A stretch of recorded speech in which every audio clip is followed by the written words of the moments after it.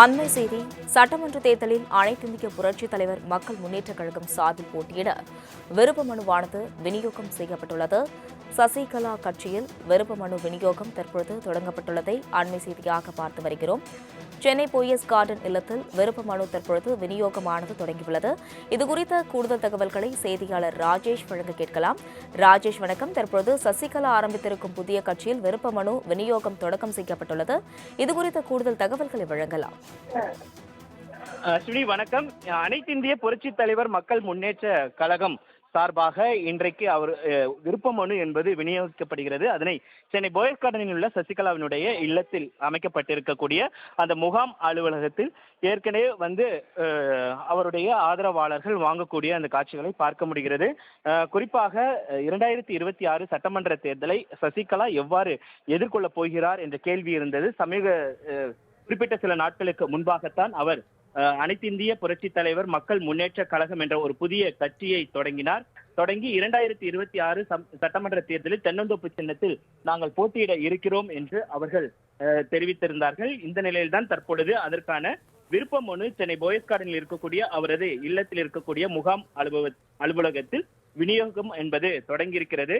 விருப்ப மனுவை பொறுத்த வரைக்கும் காலை 10 மணி முதல் இரவு 7 மணி வரை விண்ணப்ப படிவங்கள் பூர்த்தி செய்து வழங்கலாம் என்றும், மற்ற அனைத்து நாட்களிலும் காலை 10 மணி முதல் இரவு 7 மணி வரை உரிய கட்டணத்தை செலுத்தி விண்ணப்ப படிவங்களை பெற்று பூர்த்தி செய்து வழங்கலாம் என்று தெரிவிக்கப்பட்டிருக்கிறது.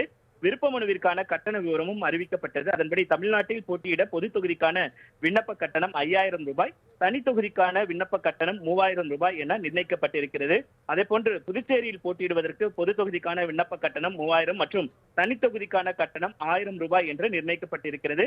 அந்த வகையில் விருப்ப மனு பெறுவதற்காக பலரும் வந்திருக்கிறார்கள். அவர்கள் தங்களுடைய நிற்கக்கூடிய அந்த தொகுதியில் போட்டியிடுவதற்கான அந்த விருப்ப மனுவை வாங்கக்கூடிய காட்சிகளை நம்மால் பார்க்க முடிகிறது.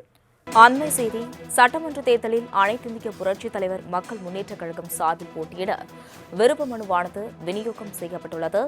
சசிகலா கட்சியில் விருப்ப மனு விநியோகம் தற்பொழுது தொடங்கப்பட்டுள்ளதை அண்மை செய்தியாக பார்த்து வருகிறோம். சென்னை போயஸ் கார்டன் இல்லத்தில் விருப்ப மனு தற்பொழுது விநியோகமானது தொடங்கியுள்ளது. இதுகுறித்த கூடுதல் தகவல்களை செய்தியாளர் ராஜேஷ் வழங்க கேட்கலாம். ராஜேஷ், வணக்கம். தற்பொழுது சசிகலா ஆரம்பித்திருக்கும் புதிய கட்சியில் விருப்ப மனு விநியோகம் தொடக்கம் செய்யப்பட்டுள்ளது. இதுகுறித்த கூடுதல் தகவல்களை வழங்கலாம். ஸ்ரீ வணக்கம். அனைத்திந்திய புரட்சித் தலைவர் மக்கள் முன்னேற்ற கழகம் சார்பாக இன்றைக்கு அவர் விருப்ப மனு என்பது விநியோகிக்கப்படுகிறது. அதனை சென்னை போயஸ் கார்டனில் உள்ள சசிகலாவினுடைய இல்லத்தில் அமைக்கப்பட்டிருக்கக்கூடிய அந்த முகாம் அலுவலகத்தில் ஏற்கனவே அவருடைய ஆதரவாளர்கள் வாங்கக்கூடிய அந்த காட்சிகளை பார்க்க முடிகிறது. குறிப்பாக 2026 சட்டமன்ற தேர்தலை சசிகலா எவ்வாறு எதிர்கொள்ளப் போகிறார் என்ற கேள்வி இருந்தது.